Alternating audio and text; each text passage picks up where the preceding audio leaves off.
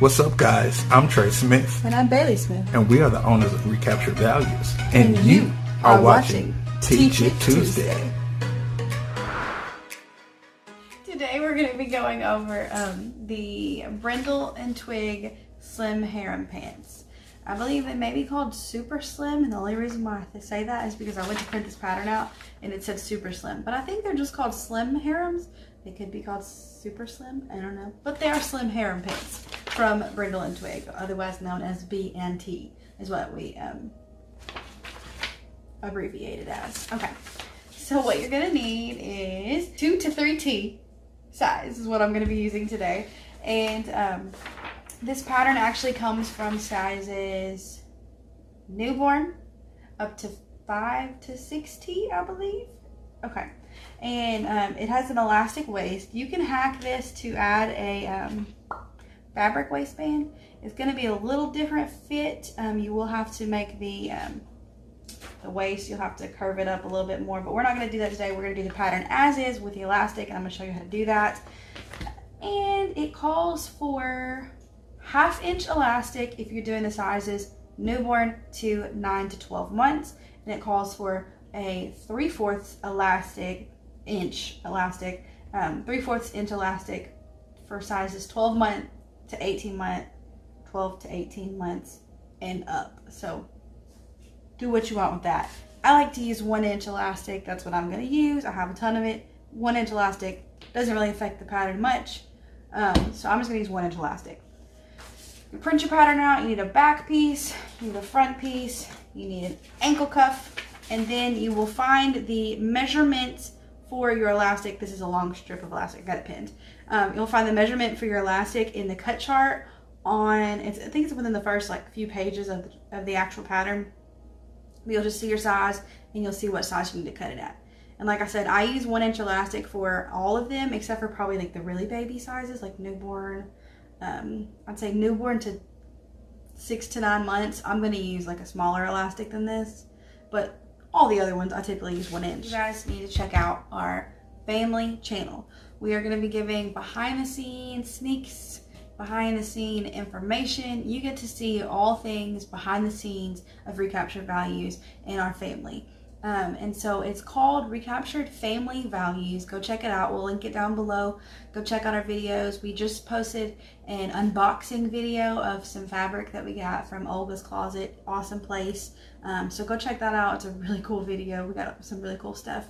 And just show that channel some love. And I've got my fabric cut here. I've got my one back piece, and the back is going to have a higher rise to account for the booty.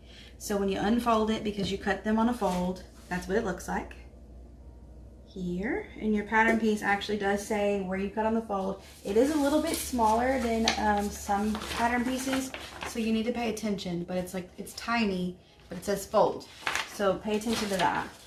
So the front and the back are cut on a fold, and the cuff is not cut on a fold. It is cut. I typically fold fabric over like this, and I would cut the fabric. All right, so that's the back piece, which is the higher rise in the back for the booty. And then I got the front piece here, and I'm just laying these right sides together to get them ready, because this is a really simple pattern as far as construction goes. All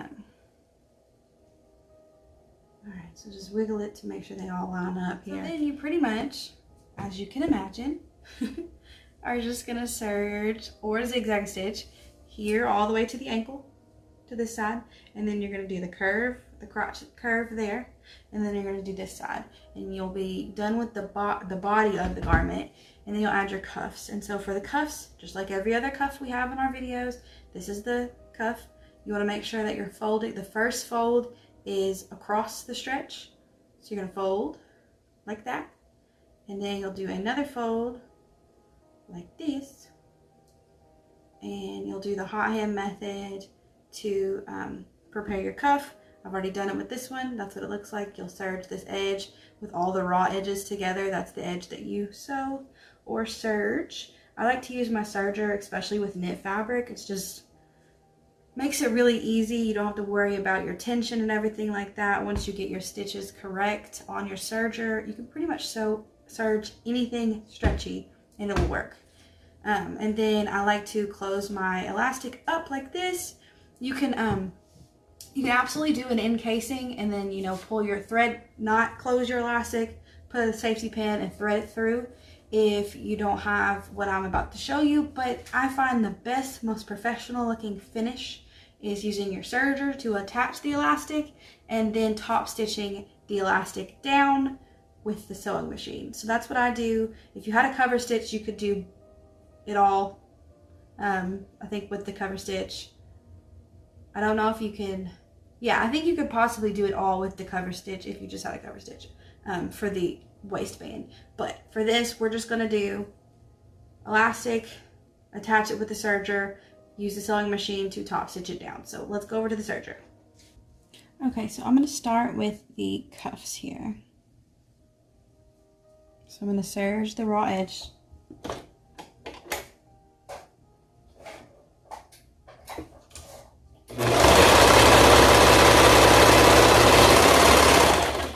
I do about a 1/4 inch to about a 1/2 inch seam allowance here, maybe a 3/4 or 3/8 seam allowance.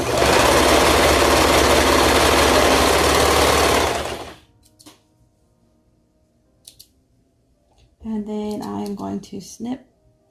This is the top raw edges. I'm going to snip those while they're folded here so that when I unfold them here, like this, I now have my 2 snip points that I know match up here. And then I have my folded edge here.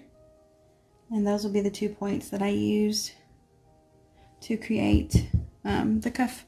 And the same thing with the other one here. Snip these 2 top pieces, flip the cuff out. Alright, so I did go ahead and put my elastic together. I just did a zigzag stitch. I overlapped it about I overlapped it about 3/4 of an inch and then just zigzag stitched over it. So now my elastic is in a loop, and so I'm gonna set that to the side. I've got my cuffs done, and now I'm gonna do the construction of the actual pants. And so we already put them right sides together, and we're just gonna serge. Again, you can use a zigzag stitch. I just like to use my serger. You can serge the side seams and then the crotch seams. So let's get started. Again, same seam allowance. I like to do anywhere from a 1/4 to a 1/2. I like to cut off a little bit to make my seam look really neat. I feel like if you don't cut off any, your seams aren't as neat. It's just my opinion.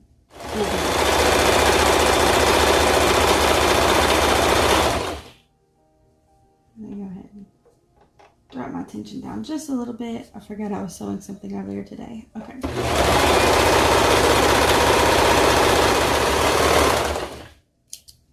Alright, let's do the crotch seam now. Just make sure all your points are still lined up, all your edges are still lined up. If you need to pin, absolutely do it. Just remove them as you go, especially if you're using a serger.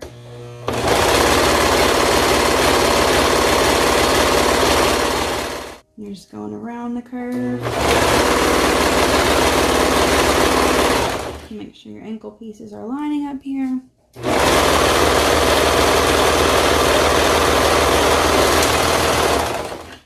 Alright, and then the last side seam here. Start around the ankle. And notice I'm not finishing the ends here because they're going to be included in the cuffs. So. Also, one thing that I didn't mention earlier, right sides together when you're working with a solid double brushed poly, or even really anything, but double brushed poly for some is really difficult to tell. So this garment is wrong side out right now. And see how it's kind of, let's see. It's really just brushed looking. Right? Okay, hopefully you guys can see. It's really brushed. So that the flat, more brushed side is going to typically be the inside, the wrong side. And then the more slick side, that's the front. It's typically, like I said, a little bit lighter in color than the back. A lot of people will use the back because they like that color. Just make sure you pick one. But for correctness sake, this is the front with the little V's and fuzzy brush side with it more likely has squares on this side. And the other side has V's. But yeah, that's how that goes. So we got that done, and I'm going to go ahead and cut the serger tails off the ends here, just a little bit to get them not so long. And then I'm going to flip my garment. But first, while I got it wrong side out, I'm going to go ahead and quarter my waist here. Even though the back is higher than the front, I do mark them equally just because it's going to be, the stretch is still going to be the same. So you mark the top part and the middle part here. And so when I open this up, you'll see exactly what I just did. This is the back.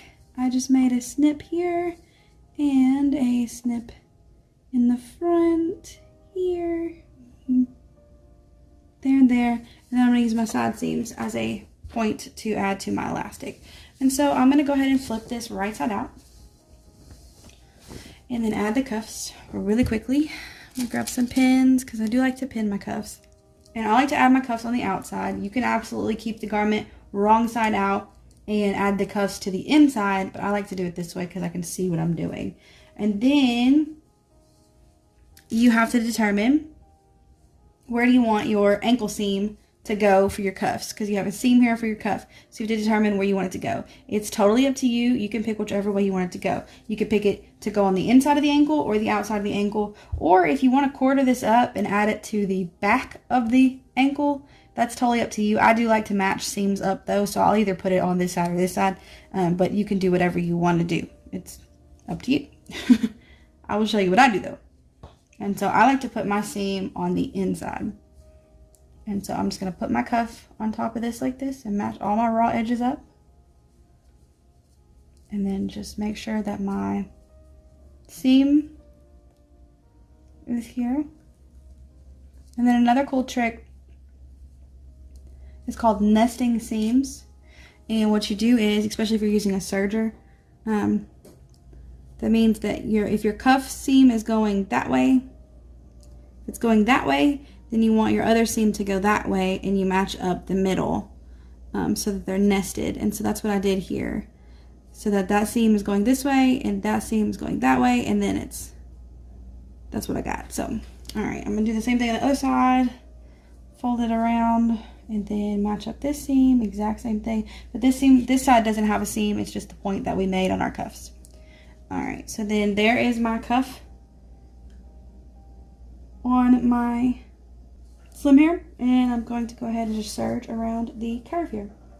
Again, make sure you remove your pins as you go around. And you will have to stretch it a little bit just to make sure that that cuff lays flat. It does need to be stretched a little bit. It will look like you're stretching it a lot, but it doesn't get wavy when you're done.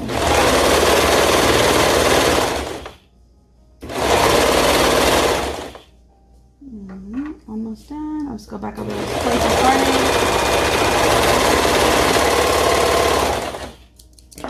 And then let me pull this string here. Got my nitpicker here, open this up. And then I just find a point here ahead of it, pull it out, pull my little lever thing back up, and then pull it through. And then there it's attached. And then pull that, and it's good. And now your seam's secure. You flip this cuff out, and you got a perfectly good cuff here. It is a little bunchy, but I mean, when it's on, you're not going to tell. All right, so here's the next one. Exact same thing. I like to put my seam, or I like to make them match. So if my seam is on the inside, I'm going to put this seam on the inside as well. The inside seam. So match them up again, nest them. This one will be nested because it has a seam. And then this one will not be. Just making sure you're matching your points up. Again, make sure all your raw edges are together. Your 2 from your cuff and your 1 from your leg opening. And then you just serge around. Alright, got my serger tail, nitpicker, go in about right here, come out about right here, pull it through, and you're good to go. Cut your excess off, and that seam is secure. Flip your cuff out, and again, good cuff. So your cuff's on there, good to go. So now we're going to focus on the waist. We need to quarter our waistband, so we need a marker of some sort is what I like to do. Alright, so I got a Sharpie here, and it's bright pink. And so what I like to do is I like to start on the part that I secured here. And I just make a tiny little mark. Then you're going to fold it flat, and the other edge is going to be your next point. And then you match those 2 points that you just made up like this. And then you make this flat, and you'll do this one. And the same thing with this one. Alright. Got our waistband quartered. We've already marked our points for the actual waistband. Now I'm going to flip this back wrong side out. So I'm going to flip it inside out. Alright. And for this part, you will need pins. Alright. So, you know the back of the garment is the back because it's higher than the front. So I'm going to go ahead and get my pins, and I am going to put the elastic on the outside of the garment. Yeah. So this is the wrong side, and I'm just going to put it around. So I'm attaching the elastic to the wrong side of the garment now, and I'm going to leave, since I'm using a serger, I'm going to leave a 1/4 inch above my elastic so that I can cut it off with my serger knife. But if you're not using that, you don't have to leave that 1/4 edge. You can go ahead and just put it up to the top. So then you just make sure you go around here, leaving that 1/4 edge. I just find if I leave that 1/4 inch above, it helps me get as close to the elastic as possible without actually cutting it.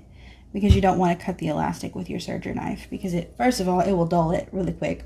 Second of all, you need as much elastic in the waistband as possible. And then I got one more. I need one more pin. Okay. Last little point here.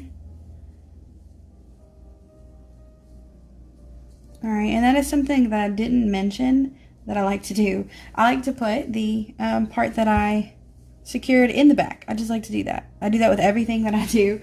If I secured any kind of elastic, I always put that on the back side. So what I'm going to go ahead and do is this right here.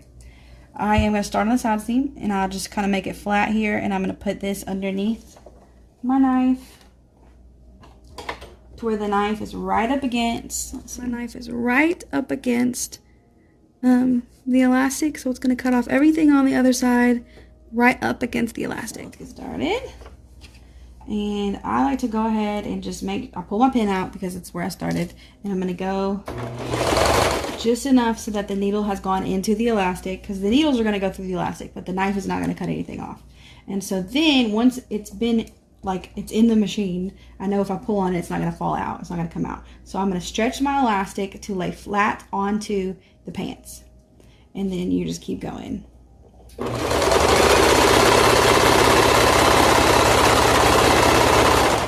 To your next point, take your pin out, and then do the same thing. Find the other point here. Stretch it. Remember leaving that 1/4 inch if you're using a serger. I just like to wiggle my elastic a little bit to make sure that that 1/4 inch is still there.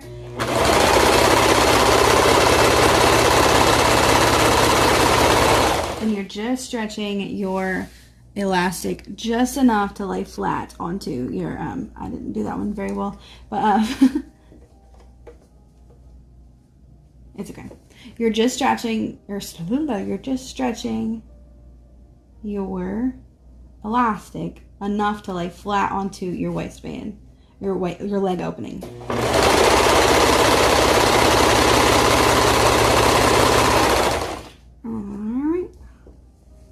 But see, this is what I mean by, that's what I said a second ago. I didn't get as close to the elastic as I would have liked. It's okay, because you're not going to be able to tell once we top stitch this down. But as close as you can is best. Alright. So pull this one. This last one is going to be a little bit more difficult because you're going to want to make sure that you're pulling the seam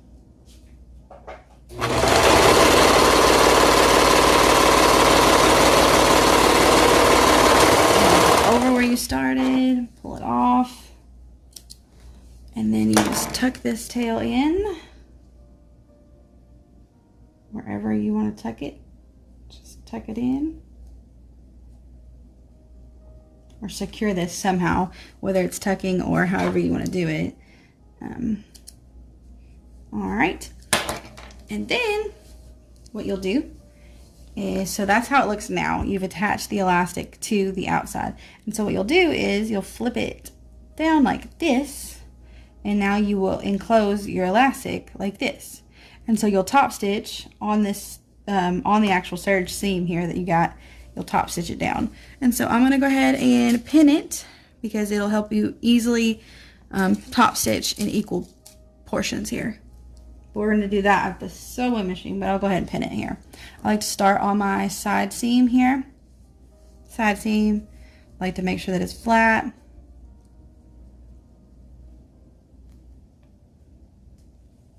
Flat. Flat. Okay, I'm going to do the other side seam here.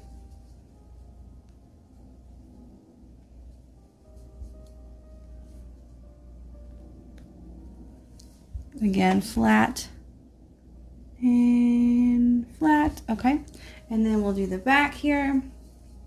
And how I like to do that is I like to stretch the fabric. Let me see. Let me give you a better example of how I like to do it. I like to go ahead and stretch and then pull the fabric up like this, so that it's all the fabric is where it needs to go, because you want this fabric. You don't want an extra fabric, and so the back you're gonna have to pull up a little bit to get that extra fabric to go around the elastic. And the front is not that hard. Do the exact same thing. I just like to hold it with my stomach here and then pull up, stretch it so that you don't have any wrinkles on your elastic. Pull it up and then sit it down like this. You can kind of let it go a little bit and then just pick a point. Okay, so then that's how it's gonna end up looking. The front, that's the front. That's how it's gonna end up looking when you let go after you top stitch. The back gonna be a little bit different because it is showing the extra fabric here. When you move that extra fabric down, it's gonna be the same. So let's go to the sewing machine. Okay, so I'm just gonna use a typical zigzag stitch. The zigzag, I'm actually using, this is like the first video that I've ever used, matching thread. This is mauve thread, and I feel pretty proud of myself. But yeah, so I'm going to be using thread that matches this garment because this is mauve. And so I'm going to use a zigzag stitch, 5 width, 2 lengths. And I like to start on the side seam. It's just what I like to do. And let me go ahead and grab a tag real fast. All right, I got my tag here because if you're compliant, you need to make sure you're tagging your garments. And so I have my tag. This one's actually really simple to apply the way we did it this way. That's why I always make sure that my fabric has gone through the needle here. All right, and so I am going to go ahead and start. I like to leave my pins. Just beware, if you do that, you can break your needle. So, just, you know, proceed with caution. If you want to leave your pin in as you're sewing over it, it can absolutely break a needle. So just, this is what I like to do. Don't recommend it. All right, so I got my zigzag going. So I know that the fabric has been secured underneath the thread and needle. So then I like to go ahead and pull. And again, the same thing we did over there where you pull the elastic just enough that it lays flat on your garment. So that's how it goes, and you like pull it just enough so that it lays flat. And what you're going to want to do also at the same time is pull this fabric down so that it's not bunched up here, because you can bunch it up here. So you want to pull it so it's tight around the elastic, and there's no wrinkles above the elastic. And you're just gonna, I like to go ahead, that's the point there, the next point. Once I get it flat, I like to go ahead and put a little bit of weight on it to keep it flat. And then also, it's easy for this to get bogged up into your machine and your feed dogs and not go through fast enough. So I like to go ahead and be careful with your needles, because there's a needle sticking out right there. I like to go ahead and pull through the back side, pull it through. Just gently, don't pull it too much or your stitches will get different. They won't look the same. So, okay. Here we go.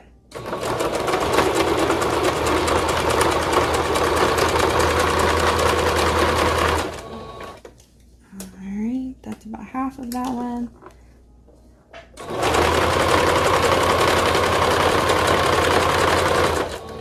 Okay, so we've got that much done. So that's what it ends up looking like if you can see it on the other side.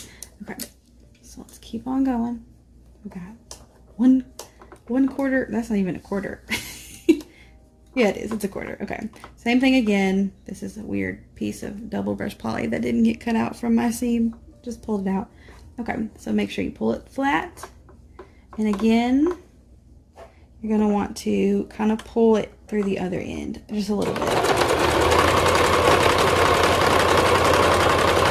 And I'm literally just top stitching over the seam. That is my goal. The stitch is about the width of the seam, so that's just what I like to do. And so remember to pull your excess off there.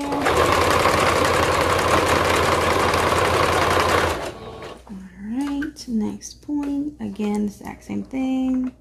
It does get a little crazy once you get going.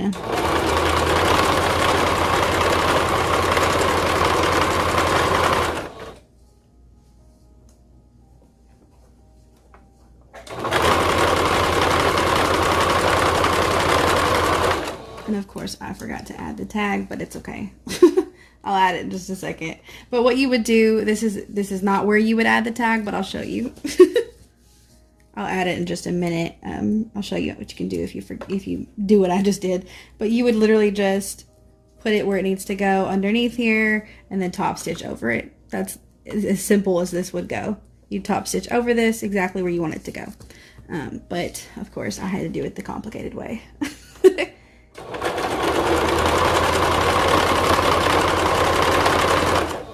All right, we're almost back to where we started. Almost there. And I'm going to back stitch, go forward a little bit more, and the back stitch. Okay, so then we're pretty much closed there. I'm going to snip my ends here, and then we should have a pretty good waist here. So I'm going to pull my pins out. And so that is what your waistband is going to look like with it attached. That's the inside, and then that is the outside. So what you would do, clearly, because I forgot my tag, it's going to go right here. This is the back, right in the middle. So what I'm just going to do, I'm going to grab a straight stitch here. I'm going to lengthen it. This is, if, like I said, if you forget to put your tag in the seam like we did, like I showed you a second ago, which I did forget. I like to just go ahead and put it right here on top. It's not the prettiest, but you will still have a tag on your seam, on your garment. So just straight stitch, and then just I'll lengthen my straight stitch a little bit, and then I'm going to pull it just a little bit. Hold on to your tag. Then your tag is on there. It doesn't look super janky on the back. You're good to go.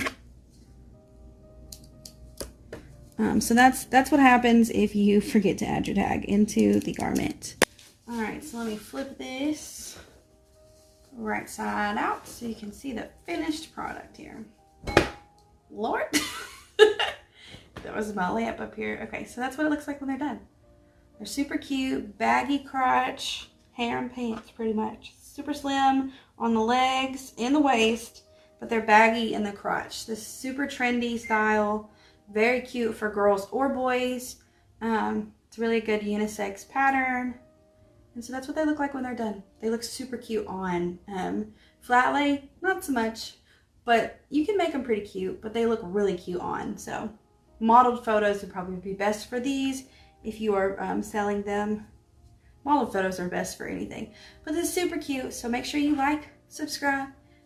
We put out a new video every Tuesday, a new tutorial. So stay tuned. I think you guys are really gonna love what we're doing next week. And we're also gonna be featuring Olga's fabric in there. She's got some really pretty ribbed knits, so be on the lookout for that. And check out our family channel, Recaptured Family Values. We'll link it down below. Hope you guys liked this video, and we'll see you guys next Tuesday. Bye.